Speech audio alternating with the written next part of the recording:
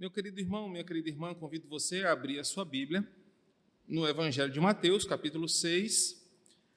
Nós estamos em uma série de exposições denominada a Oração das Orações. Estamos meditando nas diversas partes desta sentença da comumente chamada oração do Pai Nosso. Hoje nós vamos meditar no capítulo 6, versículo 12, a parte final, como uma consequência daquilo que começamos na última exposição, falando sobre o perdão. Na última vez em que assumi a preleção nessa exposição, falamos sobre a primeira parte do versículo, sobre o Senhor perdoar as nossas dívidas. E hoje nós vamos ver a segunda parte do versículo, assim como nós temos perdoado aos nossos devedores. Esta será a sentença e rogamos a Deus que nos permita aprender sobre a doutrina bíblica do perdão.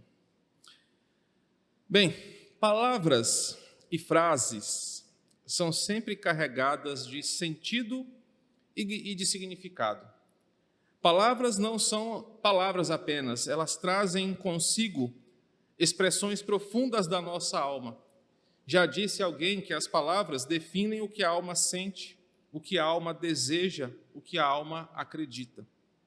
Falar palavras ou escrever palavras é uma das manifestações mais sinceras que alguém pode ter sobre o lado imaterial da sua existência.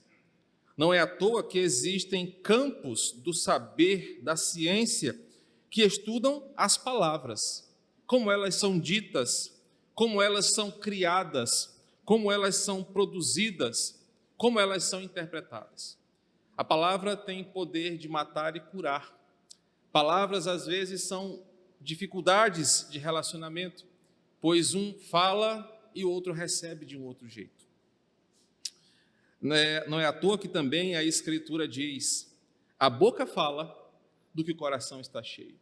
Portanto, palavras, frases, devem ser sempre consideradas na sua mais profunda análise e compreensão. Mas se eu fizesse para você uma pergunta diante dessa breve introdução, qual é a frase mais difícil de ser dita? Ou qual é a palavra mais cheia de significado que podemos pronunciar ou escrever para alguém? Qual é a palavra que tem um poder grandioso de definir destinos, definir saúde emocional e saúde física, definir liberdade, definir condenação e coisas afins? Talvez você poderia pensar que a palavra ou a frase mais difícil é dizer eu amo você. Mas dentro de uma cultura de intransigência como a nossa, há uma banalização tanto da palavra amor, do verbo amar, e como a frase eu amo você. Mas se existe uma palavra cheia de significado, difícil de ser dita, praticada, vivida, ou uma frase que às vezes sai entre engasgos de alma e de dificuldade de manifestar-se, é a frase eu perdoo você. E a palavra certamente é perdão.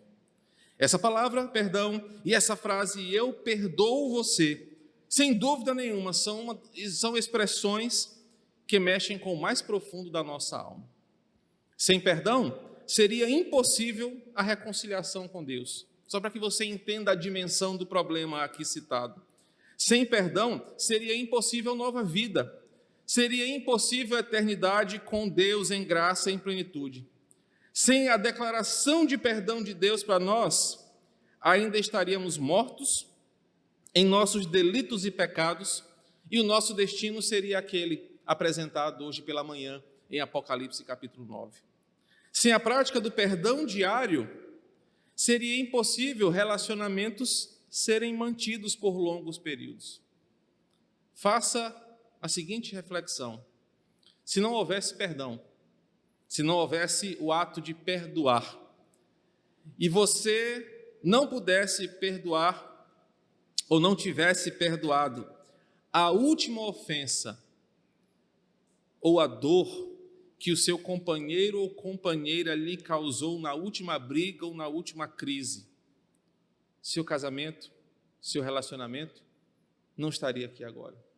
O perdão não apenas inicia, mas ele mantém, sustenta e consuma toda a nossa vida.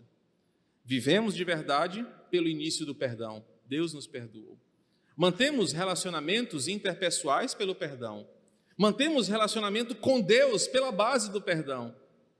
Seremos recebidos na glória pelo seu perdão amoroso em todos nós, sobre todos nós. Portanto, essa frase, para mim, uma das frases mais difíceis, com a palavra mais significativa, não apenas na língua portuguesa, mas como também na própria teologia, são os ingredientes que Jesus usou nessa porção das Escrituras.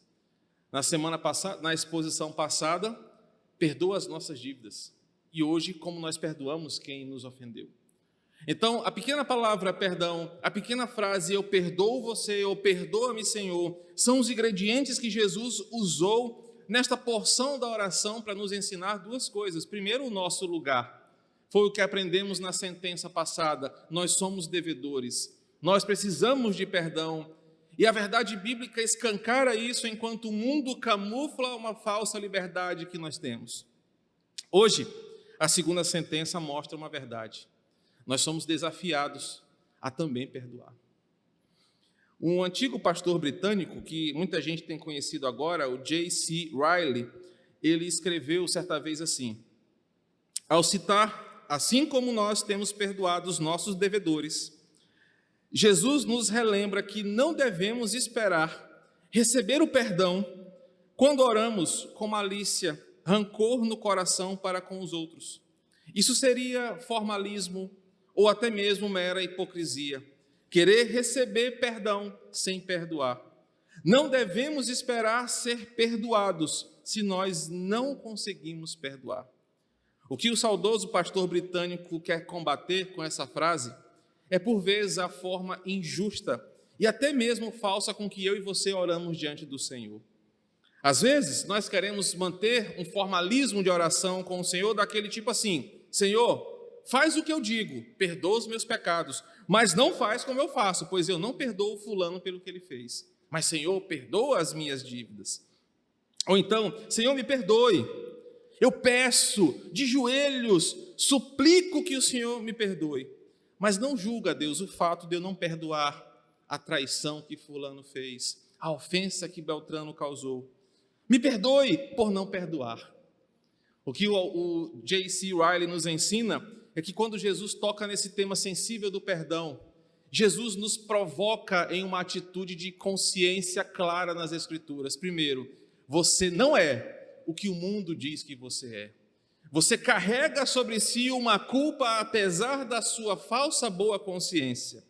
Mas agora, na segunda sessão, Jesus nos ensina que o perdão é um gosto amargo de fel que nós precisamos provar para provarmos as delícias de uma vida perdoada.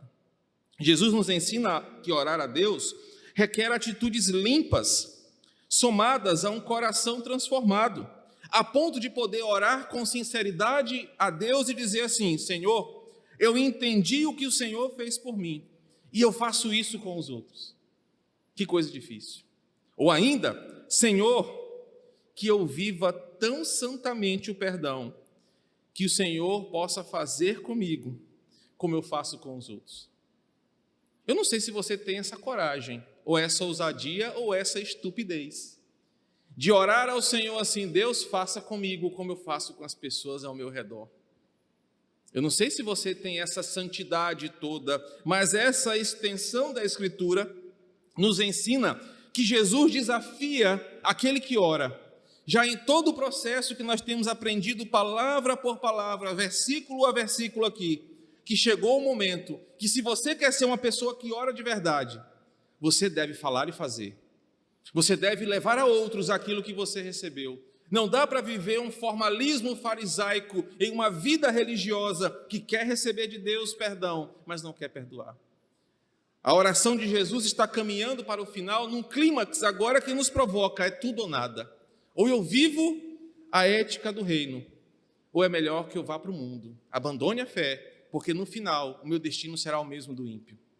Quando nós aprendemos, biblicamente, perdão é bem diferente do que o mundo desenha. Eu vou dar exemplo de coisas que, como conselheiro bíblico, eu ouço muito.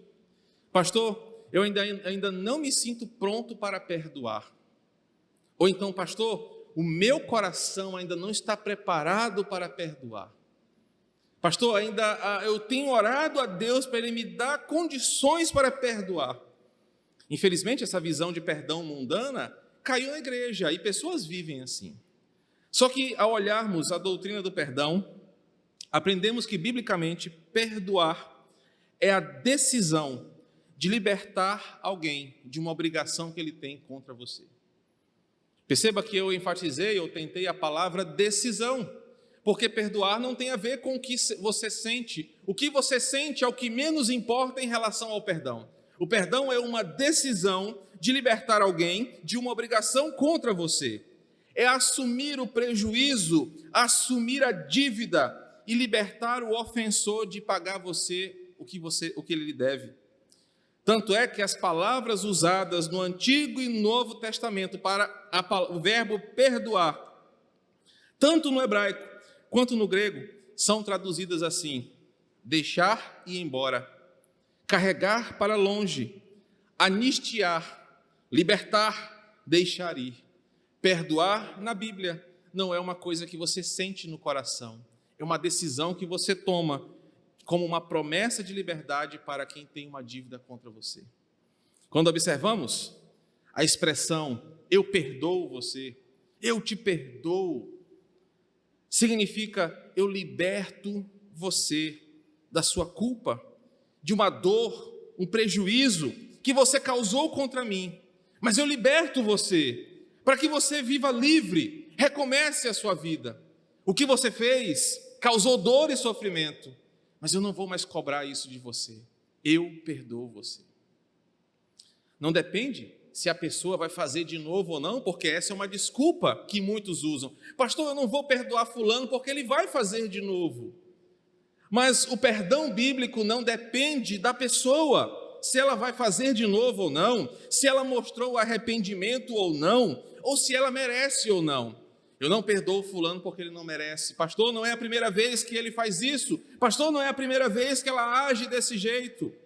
Mas, biblicamente, é uma decisão de deixar a pessoa ir, assumindo a dor e o prejuízo para mim mesmo. Depende única e exclusivamente de uma decisão e não de um sentimento.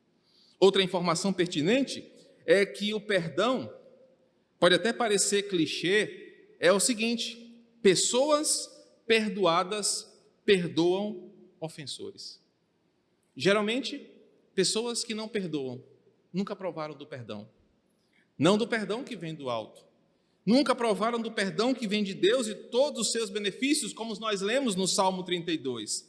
Somente os beneficiados pela dádiva do perdão e seus benefícios, como o Salmo diz, o salmista fala: enquanto calei os meus pecados, os meus ossos apodreciam, mas bem-aventurado é o homem que pede perdão dos seus pecados, os confessa e os deixa.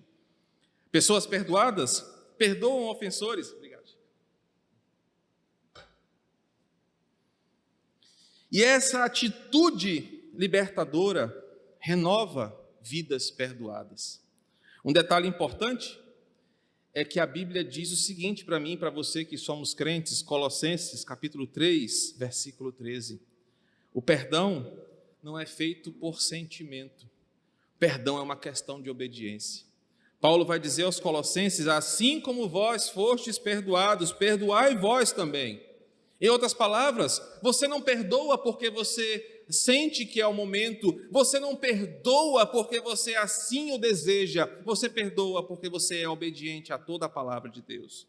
E é exatamente assim que a Bíblia descreve, de Gênesis a Apocalipse, como Deus fez em Cristo, por intermédio da ação do Espírito Santo, a pecadores que o ofenderam. Deus não esperou a Tassiane pedir perdão para perdoá-lo. Deus não esperou que o pecador fosse ao seu encontro: Senhor, eu estou arrependido dos meus pecados, porque a Escritura diz que o nosso coração se tornou trevas, se tornou um coração de pedra. Ezequiel descreve que é um coração que não ama a Deus e não obedece à sua palavra. Por isso que ele nos dá um novo coração, diz a Escritura. Mas antes mesmo de nós o procurarmos, a Escritura diz que Cristo nos perdoou na cruz. O Pai nos perdoa na cruz através de seu Filho e do seu sacrifício substitutivo, para que nós pudéssemos assim chegar até Ele. Deus não esperou o outro reagir. Deus não esperou o outro se arrepender. Ou Deus muito menos disse o seguinte: não, eu ainda não estou na vibe de perdoar. Hoje eu estou assim meio mal, ainda estou sentido. Mas antes mesmo da fundação do mundo, já disse Pedro, o Cordeiro fora morto para que o perdão chegasse até nós. A Bíblia ensina que Deus decide assumir todo o prejuízo causado contra ele, porque foi ele que foi chamado de maldito na cruz do Calvário, de acordo com Gálatas. Foi ele que tomou sobre si dores que não eram dele. Foi ele que foi preso, torturado, humilhado, escorraçado em via pública por um pecado que era meu, por um pecado que era seu. Ele assumiu todo o prejuízo contra ele e permitiu que aqueles que estavam culpados vivessem em liberdade de vida. Ele decide assumir o nosso prejuízo que nós causamos contra ele, o inocente, o justo, e permitir uma nova oportunidade de vida. Vá, viva, todas as coisas são novas para você. Você consegue compreender a profundidade da palavra perdão e do que é perdoar alguém? Nessa sentença, verso pequeno, o mestre nos leva a uma reflexão sobre a nossa atitude para com quem nos ofende, para saber se nós realmente entendemos a sentença anterior. Se você entendeu que você era pecador e que você foi perdoado, você agora precisa multiplicar essa atitude com quem te ofende. Afinal de contas, uma coisa eu sei, mesmo sem ser profeta: a sua próxima oração será também pedindo perdão pelos seus pecados. E da mesma forma como nós aprendemos que é uma dádiva receber perdão de Deus, saber que quando nós abrimos os nossos olhos, levantamos do chão em oração, os nossos pecados foram perdoados, pois Ele é fiel e justo, a mesma dádiva deve ser manifesta para quem nos ofende. Assim como é bom saber que nós fomos perdoados, Jesus nos provoca a perdoar para que outros sintam a mesma coisa. Quero destacar hoje alguns princípios básicos e bem importantes sobre a doutrina do perdão. Princípios práticos que você vai aplicar no seu cotidiano para que você possa viver a verdade dessa sentença. Perdoa as nossas ofensas, assim como nós temos perdoado os nossos devedores. Somos desafiados a perdoar nos padrões bíblicos. E o primeiro ponto, ou o primeiro princípio, é que nós devemos perdoar, não nos lembrando mais da dor ou prejuízo cometido contra nós, a fim de mantermos relacionamento com o ofensor. Eu vou repetir para que você ouça e grave isso na sua memória. Nós não devemos nos lembrar mais da dor e do prejuízo cometido contra nós, a fim de mantermos um relacionamento contra o ofensor. Alguém colocou, é igual aquele versículo, né? Deus ajuda quem cedo madruga, dizendo que Deus lança os nossos pecados no mar do esquecimento, como se Deus fosse um velho com Alzheimer que esquece das coisas. Esquecer é uma patologia, não lembrar é uma decisão. Isaías 45, Jeremias capítulo 29 dizem que Deus não lembra mais dos nossos pecados, não que ele se esqueceu. Deus não tem degeneração dos seus neurônios para que ele se esqueça das coisas. Afinal de contas, ele é o Deus constante em todas as coisas. Mas ele não se lembra. E ele não se lembra como uma decisão de olhar nos nossos olhos e não considerar o mal que nós fizemos contra ele para nos dar a oportunidade de construir uma nova história.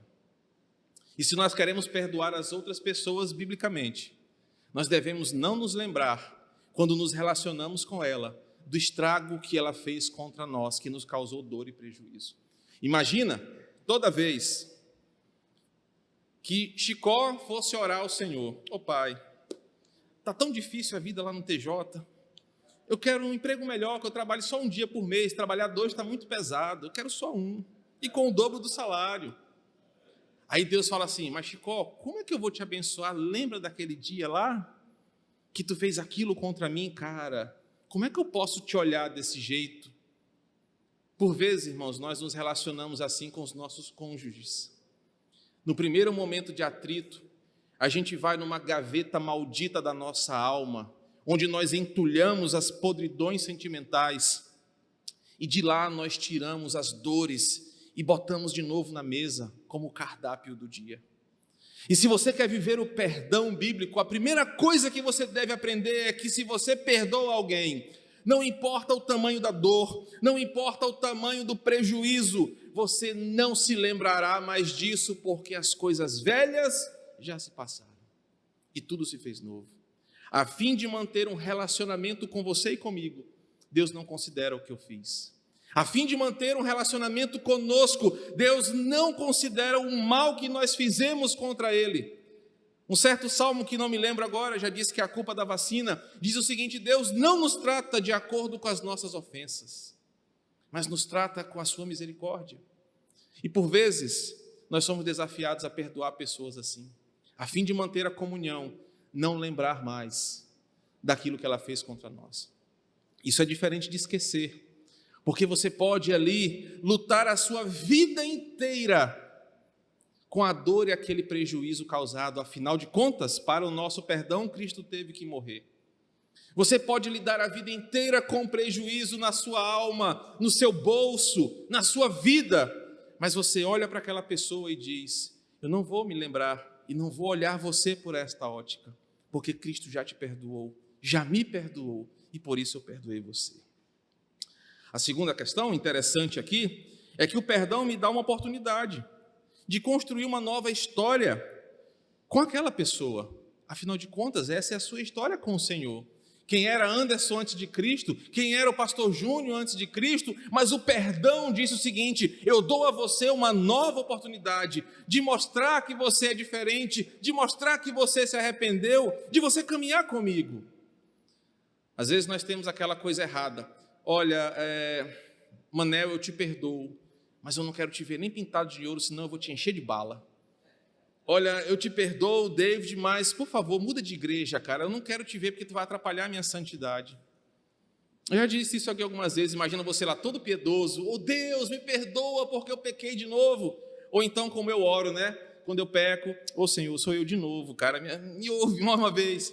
E Deus falasse assim: olha, eu te perdoo, mas não fala mais comigo, não. Procura outro para tu adorar. Queridos, o perdão dá uma oportunidade da gente construir uma nova história, livre dos pecados cometidos. Agora, se a pessoa vai mudar ou não, não depende de você. Se a pessoa vai voltar de novo ao vômito, não depende de você. Você ofereceu o perdão. Se ela faz de novo a mesma coisa, lembre-se que você faz as mesmas coisas contra Deus todo dia. Perdoar é não lembrar, a fim de manter um relacionamento de paz com o ofensor. O segundo ponto importante para nós, o segundo princípio, é que nós perdoamos biblicamente não mencionando o pecado já perdoado, como uma dívida que ainda não foi paga, como aquele elefante branco na sala. Às vezes as pessoas dizem que perdoaram uns aos outros, mas ficam sempre remoendo, provocando, atiçando aquele momento, como se o perdão não tivesse completo. Olha, eu te perdoei naquela coisa, mas eu não confio mais em ti. Eu te perdoei, mas não vamos mais falar sobre isso, tá bom? Não fala mais sobre isso. Olha, eu te perdoei, mas não toca nesse assunto porque eu não me sinto confortável. Queridos, e a Bíblia é clara em todo momento em nos revelar o que nós somos perdoados. Você, em toda oração que você faz, grave isso no seu coração. Toda oração que você faz ao Senhor, você lembra a Ele o que Ele teve que fazer para te perdoar. Mas Ele não trata você como se aquilo não fosse resolvido. Afinal de contas, Ele diz: eu peguei a cédula de dívida, cravei na cruz do Calvário, nenhuma condenação há, ninguém pode mais te condenar, porque eu já te perdoei. Quando nós perdoamos alguém, nós não ficamos mencionando o pecado já perdoado, como se fosse uma coisa ainda não resolvida. Quem perdoa, deixa a vida seguir. Quem perdoa, segue a vida, segue o jogo, já ficou para trás. Jesus não fica dizendo o seguinte: eita Rita, você, né? Oh, quem era Rita, hein? Ele já falou o seguinte: eu já tirei você do império das trevas, eu já te transportei para o meu reino e acabou, você é nova criatura, ninguém pode mais mexer contra você. Ele nos dá uma nova veste, uma nova identidade, e se nós queremos perdoar biblicamente, nós devemos viver assim. O que foi perdoado fica para trás. Não é aquele elefante branco na sala que ninguém conversa, aquele assunto delicado, já passou. Você decidiu assumir a dívida, decidiu libertar o ofensor. Agora permita-me lhe falar uma coisa: perdoar é perder, perdoar é sangrar, perdoar dói, e por vezes quem perdoa passa vergonha. Eu vou dar um exemplo. Hoje em dia, a música, a arte, a cultura ensinam a lição do dar o troco. Se o homem trai, a cultura ensina que a mulher tem que trair também para dar o troco no marido. Se alguém te faz uma coisa ruim, você deve fazer pior, porque se você simplesmente decide perdoar, você é o banana, você é o trouxa, você é o tapado. Um marido que perdoa um adultério, uma esposa que perdoa uma traição, hoje são vistos como os vilões da história, porque a televisão ensina que você tem que dar o troco, que você não deve perdoar, porque o mundo acha que perdoar é coisa para gente fraca. A verdade é que perdoar dói, é vergonhoso, sangra. Pensa em Jesus e no preço do perdão que Ele pagou pelos nossos pecados.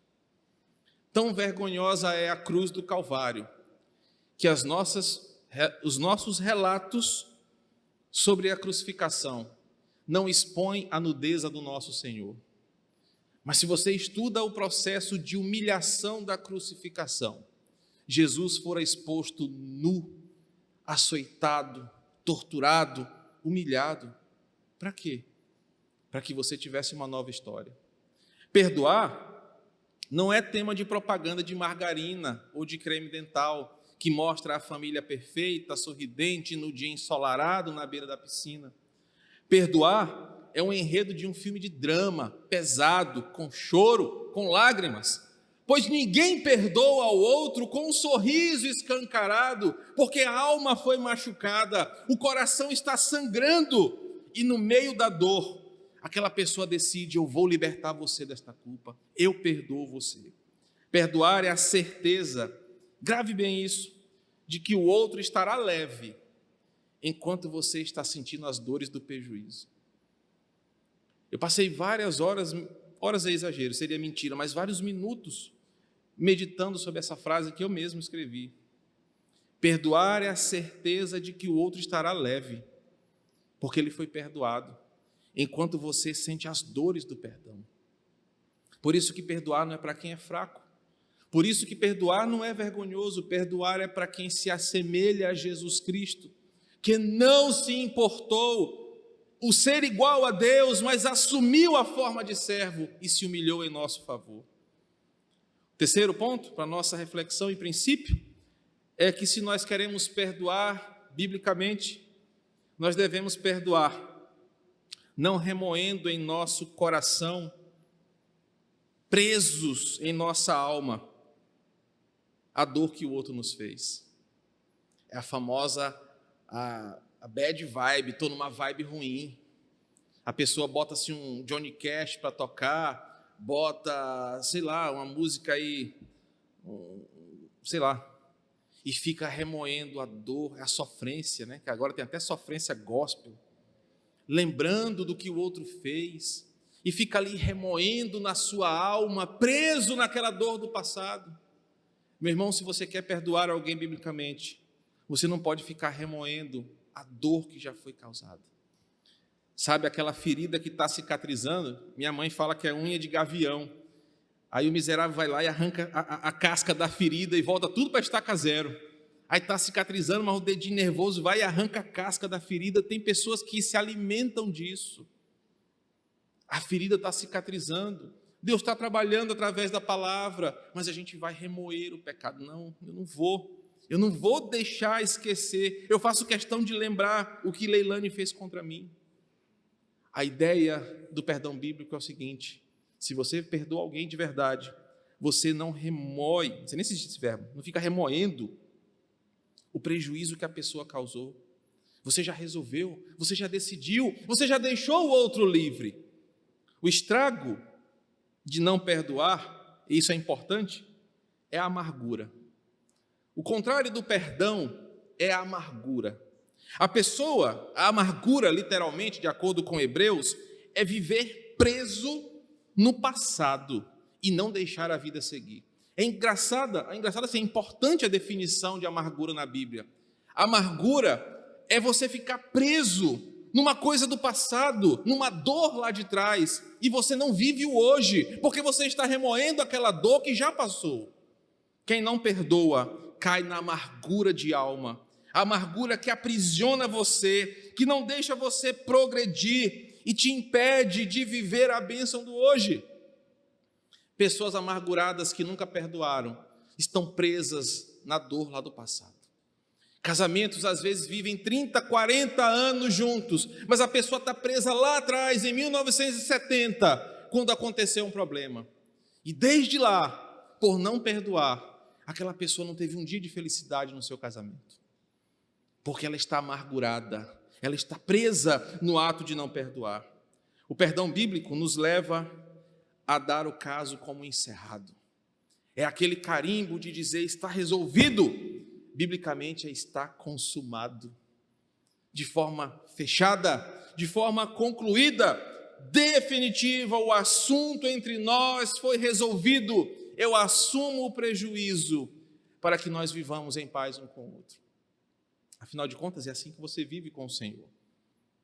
Deus dá um carimbo dizendo, está perdoado, vamos viver junto, vamos caminhar até a glória.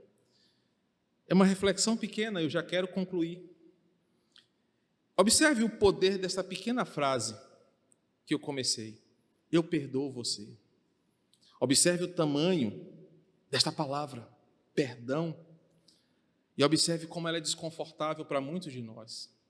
Que talvez você aqui ou eu ainda tenhamos resquícios de coisas não perdoadas ou de um perdão mundano que nós vivemos.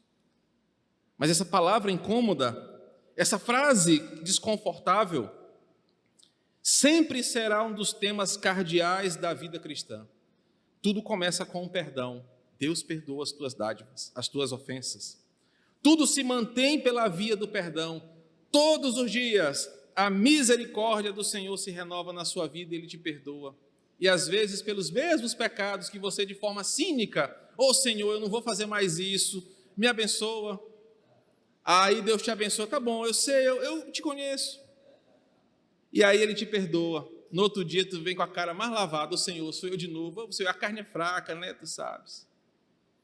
E tudo será concluído quando o perdão for a nossa chave de acesso aos céus. O Salmo 32 começa assim: bem-aventurado aquele cuja iniquidade é perdoada, cujo pecado é coberto. Mateus 6,12 começa nos ensinando assim: como somos abençoados por saber que Deus nos perdoa. Mas agora ele termina assim: que bênção é ser perdoado, mas também perdoar. Isso nos traz nova oportunidade de vida.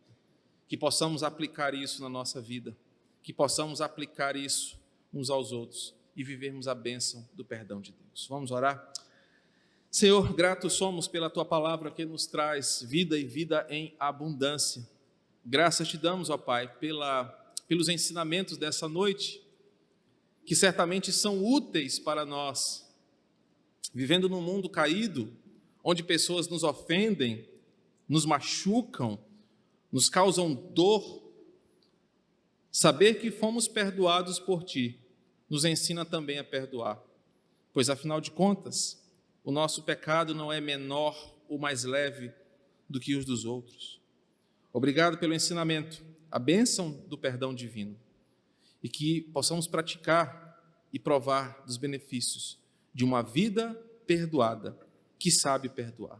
Louvado seja o Teu nome em Cristo Jesus.